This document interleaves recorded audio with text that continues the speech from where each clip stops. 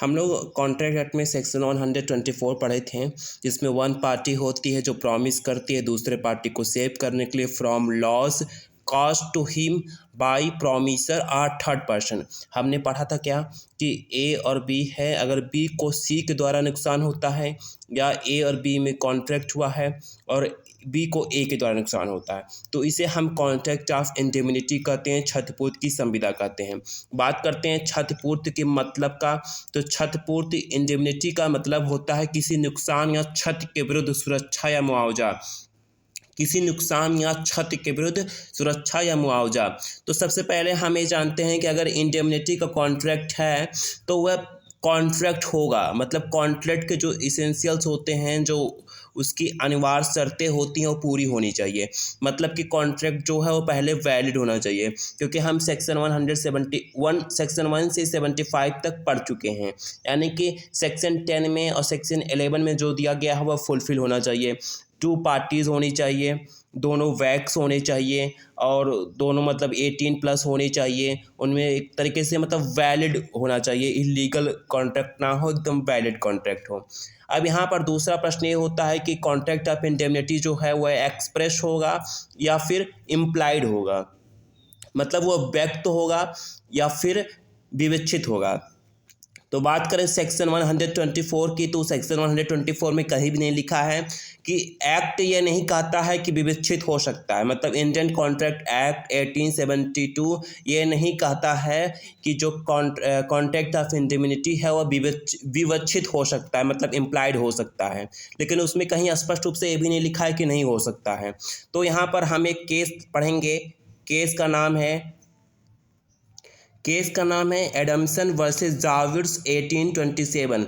इस केस में जस्टिस ने बताया था कि व्यक्ति या मामले के परिस्थितियों पर निर्भर हो सकता है, मतलब कि जो कॉन्ट्रैक्ट ऑफ इंडेमनिटी है उसमें क्षतिपूर्ति का संविदा जो है वह एक्सप्रेस हो सकता है, लेकिन अगर एक्सप्रेस नहीं है तो जो परिस्थितियां हैं, जो वातावरण हैं, जो चीज़ें हैं, जो नियम हैं, जो केस की विशेष परिस्थितियां हैं, उसको पर भी वो निर्भर कर सकती हैं, मतलब इम्प्लाइड भी हो सकती हैं।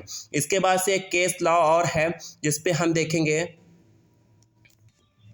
Secretary of state versus bank of India limited 1938। इसमें प्रिवी काउंसिल ने कहा था कि क्षतिपूर्ति की संविदा जो है वो विवक्षित हो सकती है, मतलब उसने प्रिवी काउंसिल ने क्षतिपूर्ति की विवक्षित संविदा को मान्यता दिया। विवक्षित मतलब इम्प्लाइड, मतलब कि अगर वह अच्छे तरीके से एक्सप्रेस करके व्यक्त नहीं किया गया है, लेकिन कुछ ऐसी परिस्थितियां हैं, कुछ ऐसे चीज़ें हैं, तो उसके द्वारा वो मान लिया जाएगा कि जो है उसको क्षतिपूर्ति के लिए उसको मतलब बचाया जाएगा, उसको हानि वो दिया जाएगा। अब यहाँ पर हम चीज़ जब 124 सेक्शन पढ़ते हैं तो उसमें से हम देखते हैं कि जो हानि होता है, जो लॉस काज होता है पर्सन को जिसको बचाया गया है, तो हानि जो है या तो प्रॉमिसर के द्वारा होना चाहिए या फिर थर्ड पर्सन के द्वारा होना चाहिए। यानी कि हम यहाँ कीवर्ड क्या लेंगे, यहाँ कीवर्ड है पर्सन। क्या है कीवर्ड? पर्सन। पर्सन मतलब क्या? पर्सन। वन्नी बाई ह्यूमन बीइंग, मतलब बीमा के कोई संविदा धारा 124 की परिभाषा द्वारा शामिल नहीं की जाती है। क्यों? क्योंकि बीमा में जो है वे पर्सन के अलावा भी चीज़ें कवर होती हैं, लेकिन यहाँ इंडियन लॉ में 124 सेक्शन में जो है वो केवल पर्सन की बात करता है, यानी कि बीमा की कोई संविदा धारा 124 की परिभाषा द्वारा शामिल नहीं की जाती हैं। आग द्वारा हानि का बीमा आज 124 के तहत नहीं बल्कि धारा 31 मतलब सेक्शन 31 के तहत होंगी, जिसको सामाश्रित यानी कि कॉन्टिजेंट कॉन्ट्रैक्ट कहते हैं, तो उसके तहत इसको वैलिडिटी प्राप्त होगी। A contract of insurance is a contingent contract where the contract depends on the happening और not happening of the future event. यहाँ पर हम एक एग्जाम्पल लेंगे, like ABC insurance company promises Z to pay Rs 20,000 if Z house is burned। मतलब अगर ABC insurance company एक है, वो जेड के साथ कॉन्ट्रैक्ट करती है कि अगर जेड का घर जल जाएगा तो वह उसे 20,000 रुपये देगा। दिस इज़ ए कॉन्ट्रेंट कंटीजेंट, मतलब कॉन्टीजेंट कॉन्ट्रैक्ट है, क्योंकि यहाँ पर एक चीज़ क्या है, जब वो घर जलेगा तब उसे 20,000 रुपये मिलेगा, अगर घर जला नहीं तो 20,000 रुपये नहीं मिलेगा। यानी कि एक जो कॉन्ट्रैक्ट है वो दूसरे पर निर्भर करता है। आग लगेगा, एक इवेंट होगा, तब वो 20,000 रुपये मिलेंगे। अगर आग नहीं लगेगा, इवेंट नहीं होगा तो 20,000 रुपये नहीं मिलेंगे। तो इसीलिए इसे कॉन्टीजेंट कॉन्ट्रैक्ट कहते हैं।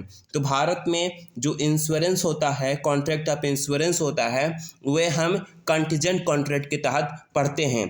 तो हम यहाँ तक जान गए हैं कि भारत में जो इंश्योरेंस का कॉन्ट्रैक्ट होता है वह इंडेमनिटी का कॉन्ट्रैक्ट ना होके, यानी कि वह सेक्शन 124 में कवर ना होकर सेक्शन 31 में कवर होता है, धारा 31 में कवर होता है, जो कंटीजेंट कॉन्ट्रैक्ट हम लोग पढ़ चुके हैं। तो यहाँ पर आप देख लिए हैं। अब यहाँ पर हम देखते हैं कि इंडियन लॉ में और इंग्लिश लॉ में कुछ अंतर थे क्योंकि अभी बात करते हैं आगे। तो इंग्लिश लॉ में क्या होता है कि बीमा की कोई संविदा क्षतिपूर्ति की संविदा होती है। हम पढ़ें कि भारत में जो है वह इंश्योरेंस का कॉन्ट्रैक्ट जो है वह 31 में कवर होता है, 124 में कवर नहीं होता है। जबकि इंग्लिश लॉ में क्या है कि जो इंश्योरेंस का कॉन्ट्रैक्ट होता है वह इंडेमनिटी की कॉन्ट्रैक्ट होती है, यानी क्षतिपूर्ति की कॉन्ट्रैक्ट होता है। यहाँ पर जीवन बीमा के अलावा, यानी कि जीवन बीमा जो होता है वह क्षतिपूर्ति की संविदा यानी कि इंडेमनिटी नहीं होता है। इंग्लिश लॉ में होता है a contract of insurance is a contract of indemnity where the insurance company promises to save the other party from the loss suffered.